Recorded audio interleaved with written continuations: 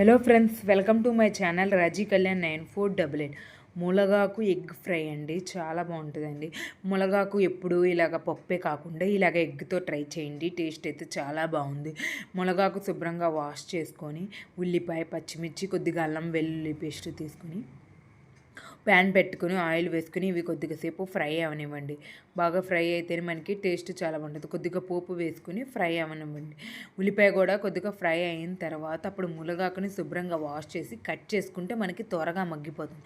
అసలు ములగాకు వల్ల చాలా హెల్త్ బెనిఫిట్స్ ఉన్నాయండి. నాకు ఇంతకు ముందు అయితే తెలిసేది కదా, తెలిసిన తర్వాత అది వీక్లో అసలు ఎక్కడ కనపడితే అక్కడ చెట్లు ఉన్నా సరే కొనుక్కొచ్చుకుని అయినా సరే తింటున్నానండి. ములగాకు వల్ల అంత హెల్త్ బెనిఫిట్స్ ఉన్నాయండి.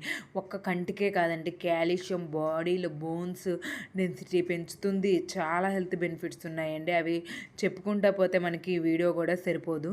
అంతే హెల్త్ బెనిఫిట్స్ ఉన్నాయి కాబట్టి మనం తప్పనిసరిగా ములగాకు తీసుకోండి.